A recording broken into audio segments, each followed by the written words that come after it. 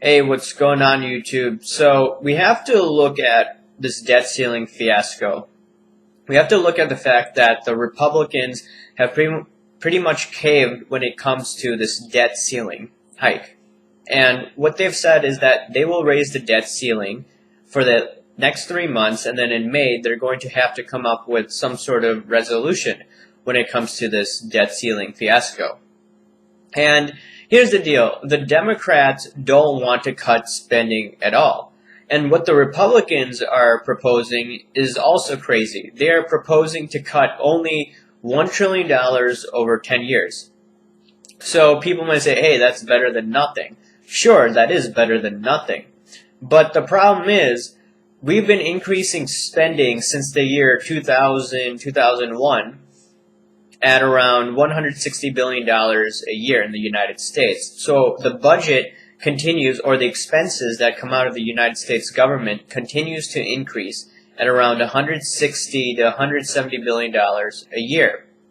And if you want to actually look at the amount of expenses that we spent, or how much we spent in 2000, it was around $1.7 trillion.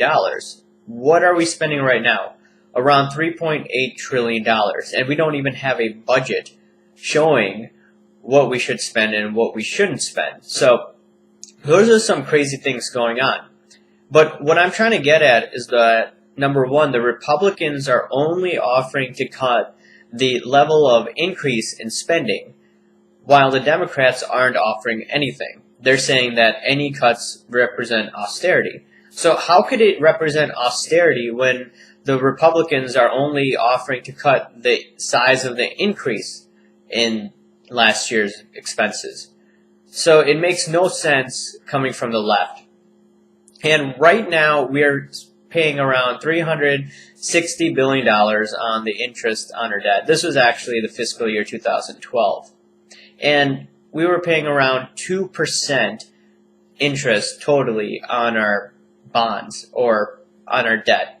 So that means that around the $16 trillion at the end of fiscal year 2012, we were paying 2% on that, so that came around $360 billion on the U.S. expense side.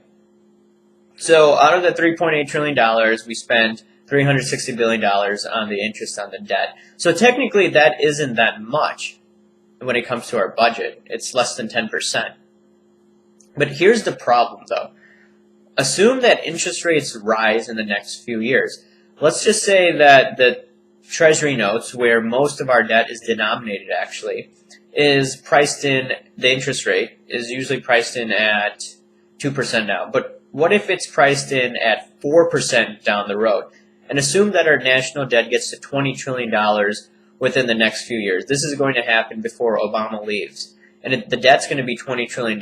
So if we're spending $20 trillion, or if we have $20 trillion in debt, 4% interest rate on average of all the bonds that we issue in the United States, what would that mean?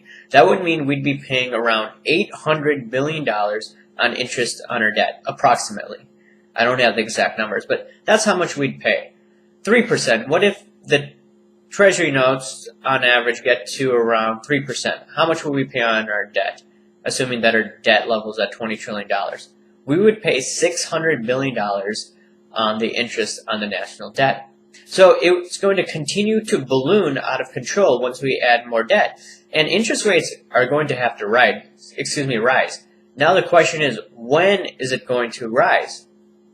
See, the thing is that the Keynesians want to implement more government programs to try to make the economy grow. Okay, if you're going to do that, eventually, once the velocity of money picks up, in their eyes, then what's going to happen to the interest rate? What's going to happen to the inflation? It's going to have to go up. And as a result, we're going to be in deep, deep trouble if these interest rates continue to rise. I do believe that the Fed can continue to print in the short run without any dire consequences. Even though I don't like that, even though I want interest rates to float at the market rate, the Fed can get away with this, as crazy as that sounds. So what do you guys think? Do you believe that we are going to have this bond bubble pop? And what do you think about this debt ceiling fiasco what the Republicans and Democrats are doing, because in my mind it's it's a bunch of silly banter going back and forth between the Republicans and the Democrats, and I see no real solution coming from these guys, maybe except from some Tea Party Republicans, and that's it.